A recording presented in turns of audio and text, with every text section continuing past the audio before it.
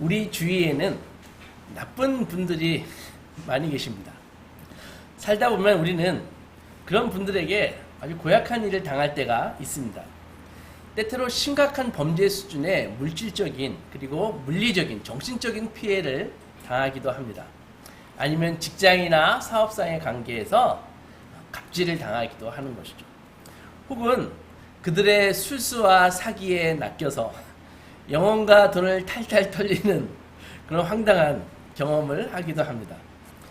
그럴 경우에 성도는 어떻게 대처해야 할까요? 성도라면 언뜻 떠오르는 말이 있죠. 무조건 용서하는 것입니다. 예수님이 70번씩 7번이라도 용서하라고 하셨잖아요. 그러니까 성도는 무조건 문제 제기 없이 어떠한 문제도 제기하지 않고 용서해야 할 것 같은 생각이 듭니다. 그런데 과연 그럴까요? 실질적으로 성도들이 우리가 이런 문제에 봉착하게 되면 엄청난 갈등과 혼란이 있습니다. 이게 남의 일이면은 이게 쉽게 얘기할 수 있는 건데 내 일이면은 절대 그렇게 안 되는 것이죠. 이 교회에서 들은 내용과 실제로 문제를 막상 당하는 우리의 그 심리적인 상태는 큰 괴리감이 보이는 것입니다. 머리가 복잡해지죠. 물질적으로, 심리적으로 여러 측면에서 이 정신적으로 피해를 당했는데 어떻게 해야 하나. 그래서 가장 흔한 대응은 이렇게 살펴보면 두 가지로 보통 대응을 하십니다. 첫째는 무조건 용서하는 것이죠. 그런데 이것은 이게 문제를 삼지 않고 넘어갈 것 같지만 속으로 나는 끙끙 앓고 있는 것입니다. 문제를 삼자니 에너지도 많이 들고 이 복수하는 것도 사실 쉬운 게 아니죠. 문제를 삼지 않자니 억울하고 분합니다. 더욱이 상대가 나보다 이 직장이나 이런 데서 갑이면은 나중에 나에게 또 불이익이 돌아올 수도 있잖아요. 그러니까 어떻게 할까 이 고민하지 않을 수가 없다고요. 그러다가 예수님도 용서라고 했으니까 이번에는 용서하자, 넘어가야지 하면서 넘어갑니다. 그럼에도 나의 이 분노와 상처는 생각보다 길게 갑니다. 둘째 방법은 잠시 신앙은 탁 접어두고 철저히 세상의 논리를 따르는 것입니다. 세상의 방법이 뭡니까? 내가 받은 대로 갚아주는 것이죠. 내가 힘이 있다면 그 힘을 사용해서 응징하고 힘이 없다면 어떻게 해요? SNS에라도 이렇게 올려가지고 까발려서 망신을 주는 것이죠. 혹은 그 나쁜 인간의 그 혐의가 범죄성까지 있다. 그러면은 고발하는 것입니다. 고발하는 거. 어떻습니까? 이 두 가지 중에 하나가 보통 아닐까요? 살면 살수록 느끼는 것이 용서가 참 힘들다는 생각을 합니다. 그런데 분명한 것 하나는 우리 사회가 점점 더 이렇게 힘들어지고 각박해지고 이 극한 이 대결로 치닫는 그 이유는 분명합니다. 우리 사회에 용서의 자원이 고갈되었기 때문입니다. 이제는 용서라는 단어 찾아볼 수 없습니다. 진영 간의 극합 대립. 여러분들 정치를 보십시오. 과연 이 여야가 화합하고 사랑하는 일이 올 것 같습니까? 폭로, 고소 이런 단어들이 우리의 매체와 일상을 도배하고 있다고요. 진영 간의 진영으로 용서하고 용납했다는 것은 들어본 지가 거의 기억이 나지 않을 정도입니다. 이제는 용서라는 단어는 성경책에서나 찾아볼 법한 그런 느낌인 것입니다. 그런데도 우리가 용서를 외면할 수 없는 이유는 우리의 영혼이 평안하고 건강하게 살기 위해서는 용서는 필요 조건이기 때문입니다. 용서가 이렇게 유익한 것이라면 그럼에도 용서가 우리가 마음 먹는다고 언제나 용서는 쉽게 할 수 있는 것이 아닙니다. 용서할 수 있는 영적인 수준과 자원이 있어야 용서할 수 있는 것입니다. 기본적으로 원래 세상에는 용서라는 개념이 없었습니다. 동서양을 막론하고 옛날에를 수치 명예의 시대라 그러거든요. 수치 명예의 문화거든요. 이럴 때는 자신의 명예가 손상받으면은 용서하는 것이 아니라 명예를 회복하기 위해서 복수를 해야 했다고요. 이때 복수하지 않으면은 그 사람은 용서를 하지 않는 사랑 많은 사람이 아니라 착한 사람이 아니라 그건 겁쟁이에 불과한 것이라고요. 당연히 기독교 예전에는 원수를 사랑해라, 가해자를 사랑해라 이런 말 자체가 없었습니다. 그나마 용서와 비슷한 가르침을 갖고 있는 이 히랍의 이 그리스의 철학이 있는데 스토아 철학인데 거기서 이렇게 가르칩니다. 원한을 극복하고 지저분한 그런 복수 같은 거 없이 원수를 갚는 일은 가해자를 철저히 멸시하고 무시하는 거야. 그러니까 걔가 뭐라고 하든지 신경 쓸 거 없어. 뭐가 더러워서 피하지 무서워서 피하냐? 이런 논리인 것이죠. 그러나 이것은 이런 식의 논리를 가지면은 우리가 과도한 분노에서는 피할 수 있을지 모르지만 사실상 그것도 하나의 벌을 가하는 거라고요. 완고한 사람이나 고난의 환경에 대처하는 것이 이제는 용서가 아니라 체념하라는 걸 가리키는 것입니다. 그래서 정의나 사랑을 향해서가 아니라 상대에게 대한 마음을 탁 이렇게 걷어들임으로써 분노를 가라앉히는 것이죠. 그러면 성경은 뭐라고 가르칠까요? 잠언서 29장 23절을 보면 사람이 교만하면 낮아지게 되겠고 마음이 겸손하면 영예를 얻으리라. gain honor. 명예를 얻으리라. 이렇게 가르치거든요. 이게 무슨 말인가 하면은 근데 이것은 사실 이 교회에서나 가능한 말이지 우리 사회는 권리를 주장해야 되는 사회 아닙니까? 공격하고 상대를 깎아내려야 내가 올라가는 사회 아닌가요? 그죠? 그런데 성경은 전혀 이 실생활에서 먹힐 것 같지 않는 말, 네가 겸손하고 낮아지면 마음이 낮아지면 네가 명예를 얻을 것이야. 그런 말씀을 하시는 거거든요. 먼저 구약의 그 이웃사랑에 대한 말씀을 읽어보면 대표적인 본문이 오늘 우리가 본문으로 살본 레위기 19장입니다. 이 17절에서부터 다시 한번 읽어보면은 너는 네 형제를 마음으로 미워하지 말며 내 이웃을 반드시 견책하라. 그러면 내가 그에 대하여 죄를 담당하지 아니하리라. 원수를 갚지 말며 동포를 원망하지 말며 내 이웃 사랑하기를 내 자신과 같이 하라. 나는 여호와니라. 복음서에서 많이 들어봤죠? 예수님도 이 말씀을 인용하셔서 내 이웃을 내 몸과 같이 사랑하라 이렇게 말씀하신 것입니다. 한 사람이 우리가 성도에게 어떤 사람이 성도에게 잘못을 했을 때 하나님은 성도가 어떻게 처신하기를 원하는지 오늘 레위기 말씀에서 말씀하고 있는 것입니다. 오늘 이 레위기 말씀을 한 세 가지로 요약하면 첫째는 원수를 갚지 말라. 원수를 갚아서는 안 된다라고 이야기합니다. 그러니까 상대에게 내가 당한 것만큼 상대에게 똑같이 돌려주라. 그렇게 하지 말라는 것이죠. 근데 이것을 읽어보면 단순히 복수하지 말라는 말이 아니라 마음으로도 미워하지 말라라는 것입니다. 처음에 미워하는 마음이 어쩔 수 없이 들다가도 그것을 오랫동안 그 증오의 마음을 품지 말라. 오랫동안 품고 있지 말라. 그런 말씀입니다. 두 번째는 가해자를 견책하면서 사랑해야 된다. 그런 말씀입니다. 여러분들 견책하라는 말을 아십니까? 잘 안 쓰는 말이죠, 우리가. 이 견책하라는 말은요, 잘 들어보세요. 상대의 잘못을 솔직하고 날카롭게 지적하다. 그런 뜻입니다. 견책하다라는 말이. 상대의 잘못을 솔직하고 날카롭게 지적하다. 그런 말이라고요. 17절을 다시 보면 너는 네 형제를 마음으로 미워하지 말며 내 이웃을 반드시 견책해라. 그러면 너가 그에 대하여 죄를 담당하지 아니하리니. 사실 이 말도 굉장히 좀 어려운 말이에요. 무슨 말입니까? 그에 대해서 죄를 담당하지 않는다고요? 견책을 하면? 이 말은 상대가 잘못했을 때 상대의 잘못을 지적해서 상대의 행동을 중단시키려는 노력을 하지 않는다면 우리도 가해자와 함께 죄를 담당하게 된다는 것입니다. 다시 말해서 우리에게 마땅히 요구되는 그 정의, 너가 정의를 추구하지 않는다면 내가 비록 피해자일지라도 하나님께서는 우리에게 책임을 물으신다는 것입니다. 그리고 원망하지 말라라는 말은 용서하라는 말씀입니다. 따라서 용서하는 것은 하나님의 명령입니다. 그러나 그 방법은 용서와 함께 가해자의 죄를 반드시 지적해야 한다는 것입니다. 이게 바로 용서가 정의가 분리될 수 없다라는 것입니다. 따라서 상대방의 잘못을 지적하지 않고 그냥 넘어가는 것은 성경이 말하는 용서가 아닙니다. 그 사람이 무서워서 내가 혹시 나중에 피해를 당할까봐 이렇게 해서 그냥 넘어가는 것은 성경이 말하는 용서가 아니라는 것입니다. 왜 그래야 될까요? 18절에 그 답이 나와 있습니다. 나는 여호와니라. 나는 여호와니라. 그게 어떻게 답이 될 수 있냐고요? 용서와 정의가 그리고 사랑과 정의가 같이 가야 하는 까닭은 하나님이 바로 공의의 하나님이고 동시에 사랑의 하나님이시기 때문입니다. 사랑과 정의를 동시에 만족시키는 것이 어렵지만 그러나 그것이 불가능하지 않는 이유는 사랑과 정의의 하나님이, 공의와 용서와 정의의 하나님이 우리를 도우시기 때문입니다.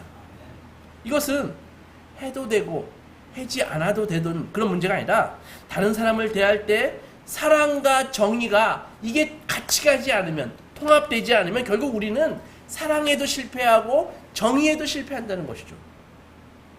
우리는 복수를 할 때 어떻게 합니까? 나의 복수를 정의라고 이렇게 포장하지 않습니까? 그래서 난 내가 당한 만큼 돌려줄 거야. 그것이 정의야. 이렇게 생각한다고요. 근데 실제로 복수해 보십시오. 그게 되나요? 네가 나에게 피해를 주었으니까는 너는 그보다 더 당해야 마땅하지. 우리말에 그런 거 아닙니까? 네가 내 눈에 눈물 나게 했으면 너는 피를 흘려야지. 그런 건 아닌가요? 그러니까 이 복수는 이게 에스컬레이션 된다고요. 이게 점점 커진다고요. 그렇게 당한 상대는 이거 내가 한 것보다 너무 심한데 그렇게 되는 거 아닌가요? 그래서 성경의 마인드는 가해자를 용서하는 것만으로는 부족하고 그가 저지른 불의 또한 지적해야 된다는 것입니다. 반대로 용서 없이 정의를 추구하는 것만으로도 부족한 것입니다. 왜냐하면 용서하지 않으면요, 정의를 넘어서 복수로 막 치닫게 된다고요. 결국 우리는 우리 자신이 복수하는 것 같지만은 가해자가 한 일에 의해서 우리는 탁 덫에 갇혀버리게 되는 것입니다. 그렇게 되면 복수심에 갇혀서 우리가 자유와 평안을 잃어버리게 됩니다. 용서받은 사람만이 용서할 수 있는 것입니다. 그래서 우리가 우리에게 죄 지은 자를 용서해 준 것처럼 우리 죄를 용서해 주시옵소서라는 이 주기도문의 이 말씀은 평생 우리가 씨름해야 할 주제입니다. 사실은. 그러면 정의를 어떻게 추구해야 할까요? 쉽게 생각해서 두 가지가 있겠죠. 첫째는 복수심으로 정의를 추구하는 것입니다. 네가 잘못했으면 당해야지 이렇게. 그리고 사랑으로 할 수도 있는 것입니다. 근데 복수심으로 한다는 건 뭐예요? 상대를 고생시키고 분풀이하는 것이죠. 그래봐야 우리 마음만 완고해지고 복수를 계속하다 보면은, 투쟁을 계속하다 보면은 그 사람이 공격적인 사람이 되어버립니다. 영성이. 그렇게 되면은 가해자를 응징하기는커녕 우리 자신의 그 복수심과 상한 감정의 노예가 되어버린다고요. 반대로, 둘째로 레이기의 말씀대로 사랑의 정의를 추구할 수 있습니다. 가해자를 사랑하는 마음으로 잘못을 지적해 주는 것이죠.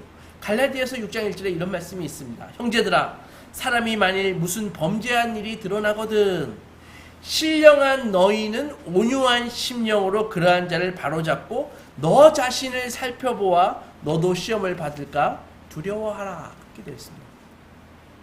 신령한 너희는 온유한 심정으로 이 두 가지를 할 수 있어야 하는 것이죠. 그래서 내가 신령하지 않다면은 지적하지 마십시오. 내가 온유한 방법이 아니면은 복수하지 마십시오. 잠재적인 피해자들을 사랑하고 공동체를 사랑하고 하나님을 사랑하는 마음으로 견책해야 됩니다. 그게 가능하려면 정의를 추구하지만 그 중에도 용서해야 되는 것입니다. 무슨 말인가 하면은 상대가 만약에 정당한 견책을 받아들인다면 우리는 용서해야겠다고 마음먹어야 되는 것입니다. 어떻게 그것이 가능할까요? 어떻게 성도가 용서하면서 그리고 사랑하면서 정의를 추구할 수 있습니까? 그것이 가능한 이유는 바로 예수 그리스도의 십자가가 있기 때문입니다. 하나님은 우리가 마땅히 당해야 할 이 처분을 우리에게 내리지 않으셨습니다. 그리고 우리의 죄값을 예수께서 다 치르셨습니다. 우리가 악한 삶에 합당한 형벌을, 우리의 이 악한 삶에 합당한 형벌을 예수께서 당하셨기에 그 사랑이 우리에게 전가될 수가 있습니다. 우리가 사랑을 받았기에, 그래서 예수의 이 사랑을 깨닫기만 하면 우리는 용서에 사용할 수 있는 사랑의 장고를 쌓을 수가 있는 것입니다.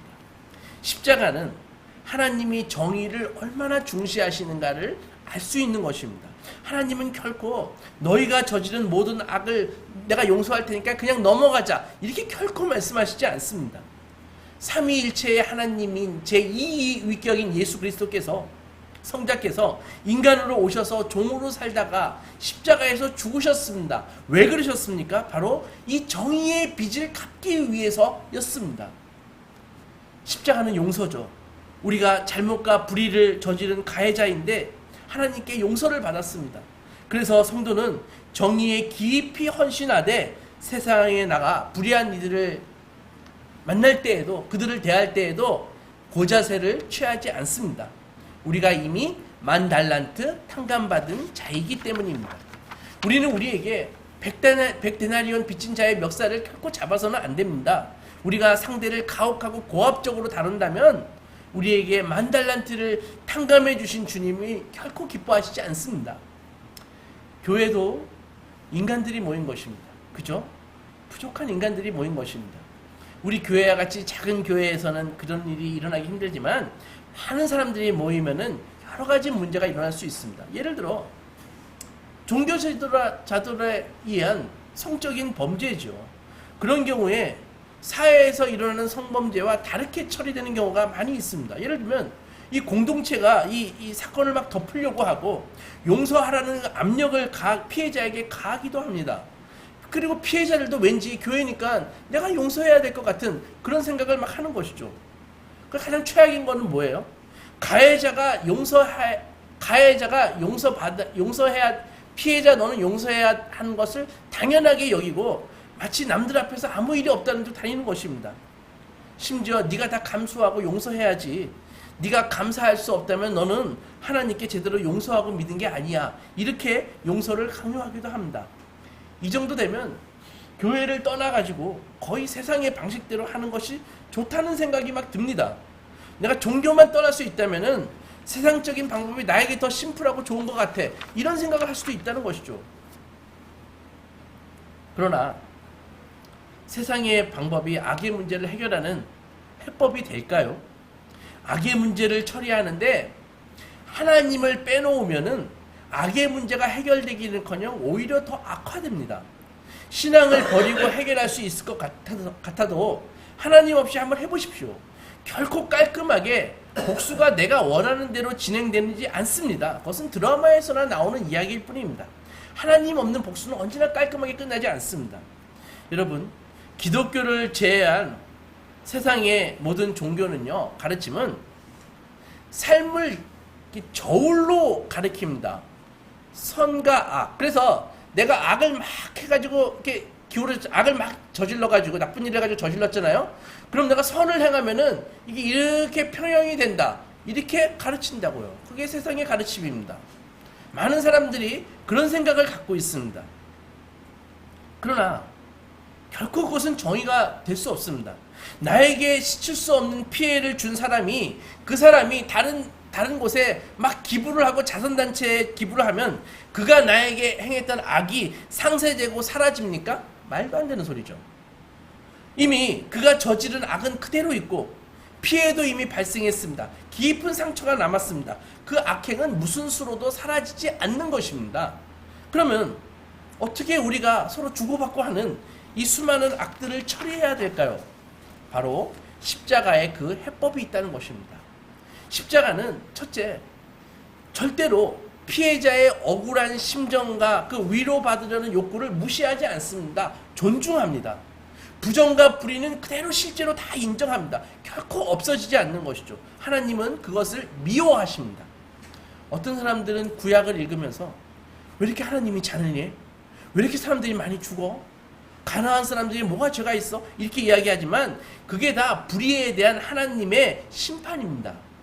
예수님은 십자가에서 죄에 대한 하나님의 그 진노와 심판을 그대로 다 받으셨다고요. 우리는 부정과 불의에 대해서 진노하시는 성경 속의 하나님을 만나면서 우리는 위로를 얻을 수 있습니다. 하나님은 내 억울한 것을 절대로 가볍게 생각하지 않아. 하나님이 그러신 하나님이시라고요. 십자가에서 정의에 헌신하신, 정말 자기 독생자를 죽이면서까지 정의를 실현하시는 하나님을 바라보게 되는 것입니다. 따라서 우리도 마땅히 이 땅에서 정의를 추구해야 됩니다. 물론 세상의 정의 추구는 세상에서 정의를 추구해 보십시오. 늘 실망이 따릅니다. 정의롭지 못한 세상이 제한된 능력과 인식으로 정의를 추구하기 때문에 그렇습니다. 세상의 법정을 보십시오. 결코 정의가 시원하게 만족하는 경우는 드뭅니다. 우리가 뉴스에서 봐도 우리 법이 다 물렁물렁 하잖아요. 이 땅에 완전한 정의가 없습니다. 억울함에 대한 완전한 배상과 보상도 불가능합니다. 그래서 우리는 하나님이 언젠가 정의를 세우시고 바로잡으실 것을 믿어 의심치 않기에 우리는 위안을 얻는 것입니다. 둘째로 십자가는 정의와 용서 이 둘 다에 헌신하신 하나님을 보여주는 것입니다.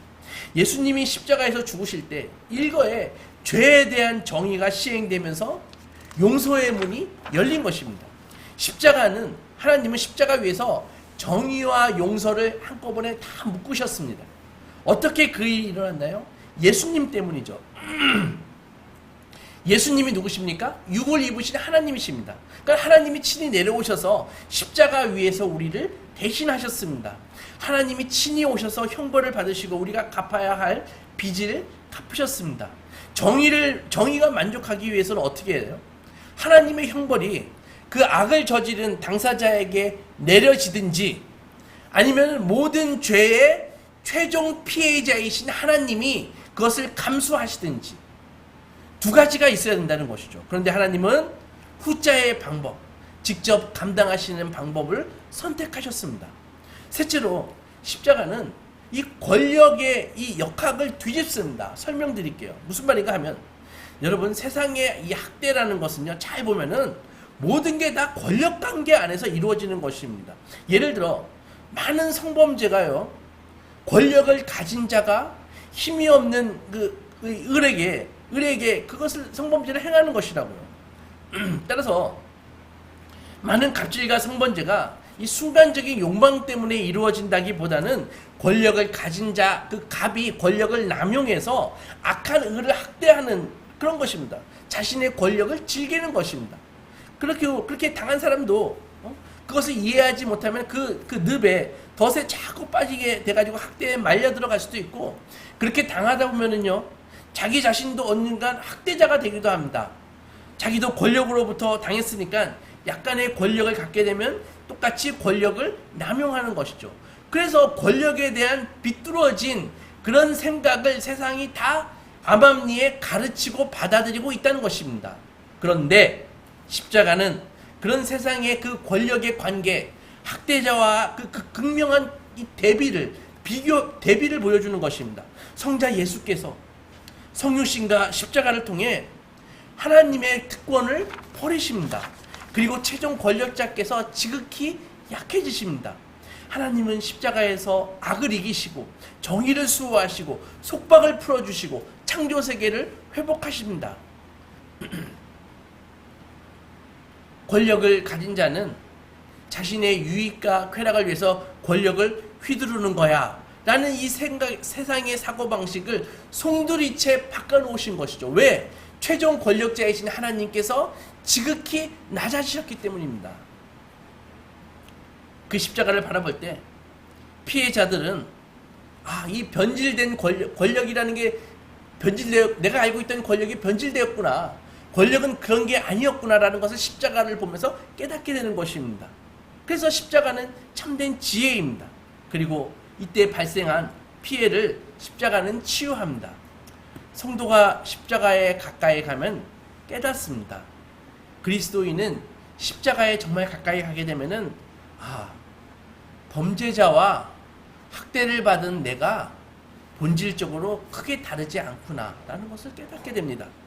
그래서 악은 그 인간에게만 있는 것이 아니라 내 안에도 있는 악을 바라보게 됩니다.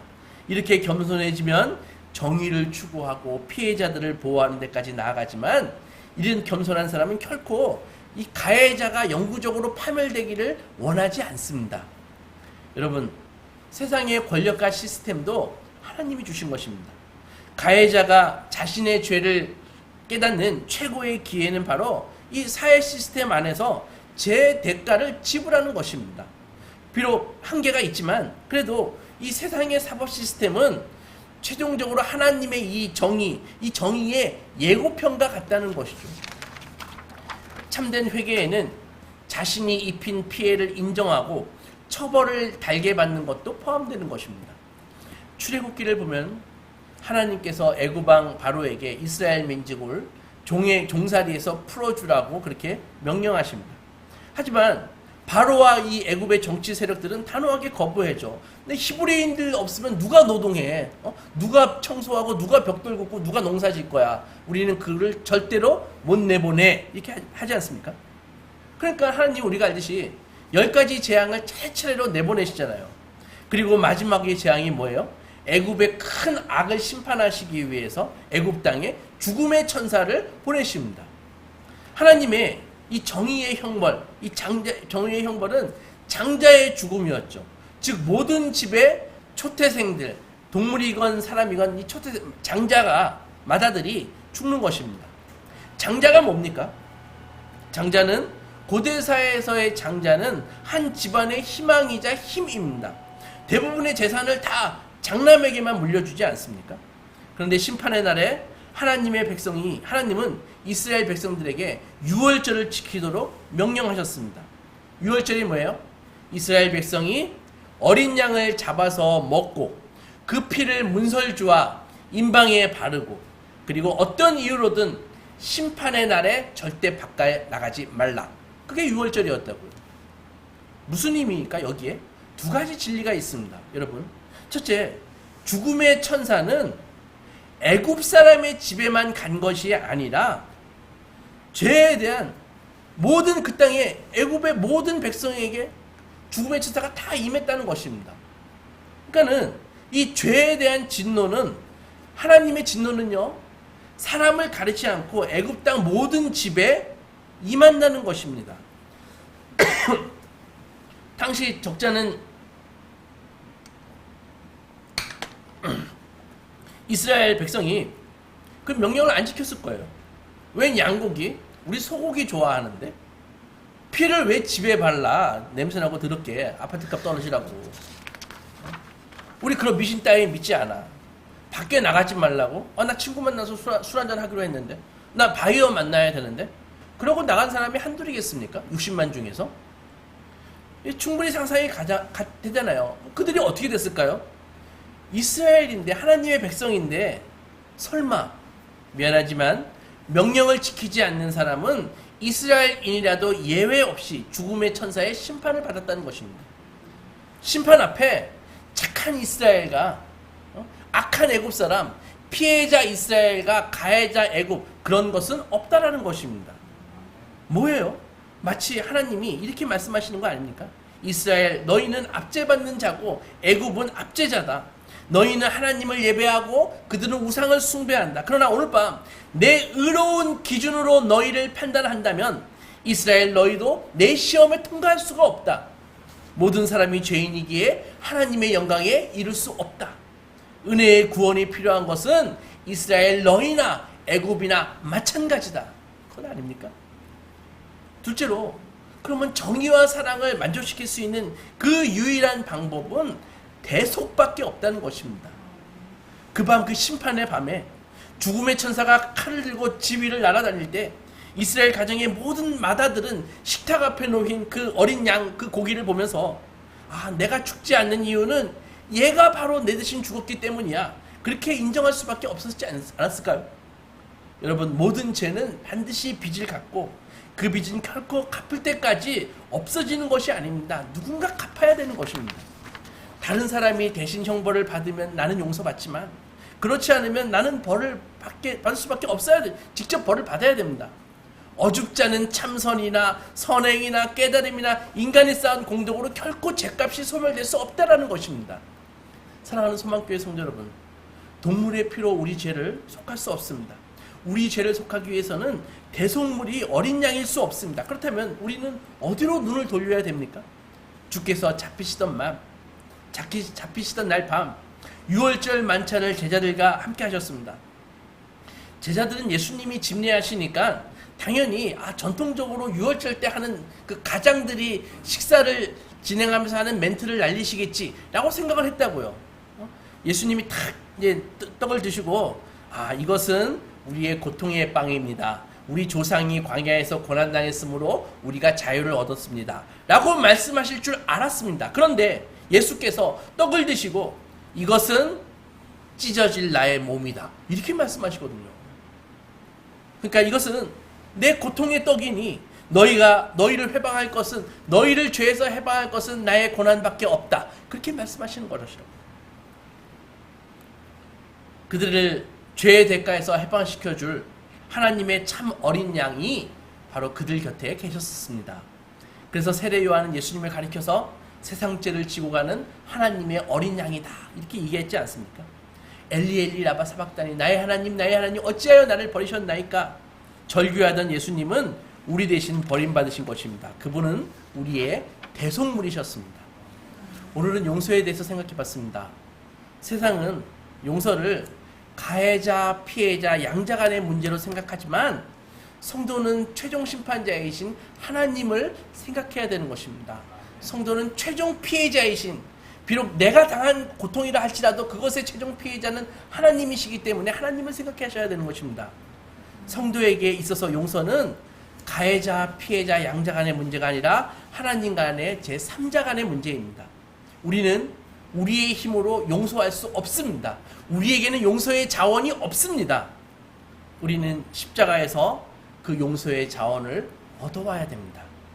십자가에 가까이 갈 때 우리는 비굴하지 않고 겁먹지 않고 그를 사랑으로 견책할 수 있습니다.